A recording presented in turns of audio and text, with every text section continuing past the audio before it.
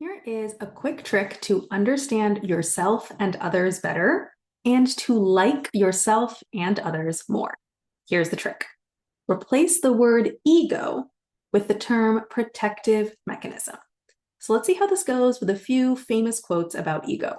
In each of the quotes below, I've just replaced the word ego with the term protective mechanism. I haven't made any other changes. Notice how this shifts your understanding of yourself.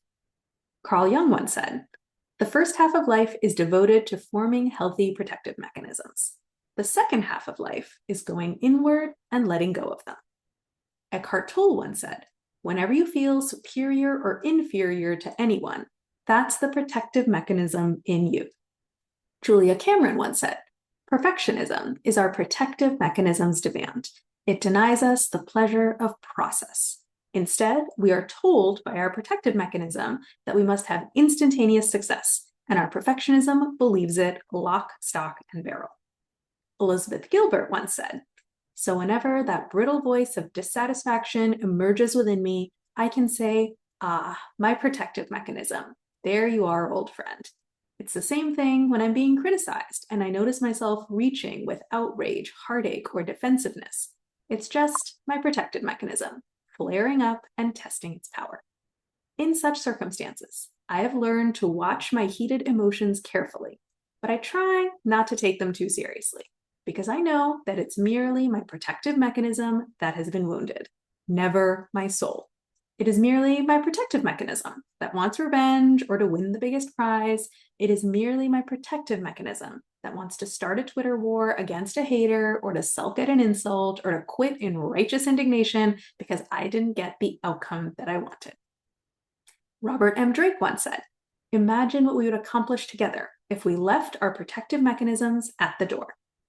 Eckhart Tolle once said, "Protective mechanisms aren't wrong, they are just unconscious. When you observe protective mechanisms in yourself, you are beginning to go beyond them. Don't take the protective mechanisms too seriously, and above all, know that the protective mechanisms aren't personal. They aren't who you are." And Stephen Pressfield once said, "Our jobs as souls on this mortal journey is to shift the seat of our identity from protective mechanisms to the self." That's it. Now, here's why I love this word swap. Ego is a pretty loaded word. If you have an ego, that's assumed to be a bad thing in some kind of way. And when you describe a part of yourself with a loaded negative word, you unintentionally villainize that part of yourself. Protective mechanism is not nearly so loaded as a term. A protective mechanism seems like a valid, normal, understandable thing. And you can easily see how a protective mechanism is just doing its best to protect you. And you can simultaneously see that it might have become outdated or no longer make a ton of sense in your current circumstances. And when you can see a part of yourself as honestly doing its best and just needing a little bit of updating, it is way easier to change that part of you than when you're villainizing it.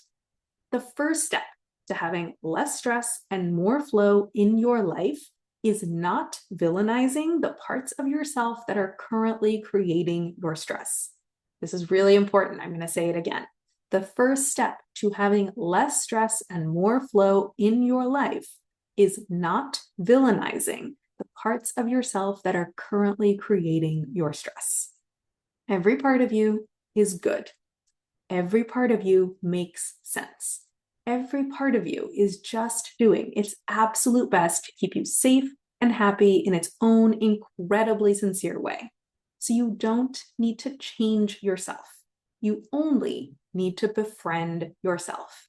And all the change that you want will unfold naturally and spontaneously from there. Can you make a seed sprout by breaking it open and forcibly yanking the plant out of the seed? No, of course you can't. That would be insane. You make a seed sprout by creating the necessary conditions for its organic flowering. You don't really do anything to the seed itself.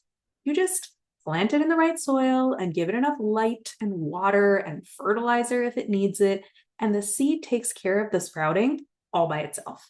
And that is exactly what you'll learn how to do with yourself through coaching.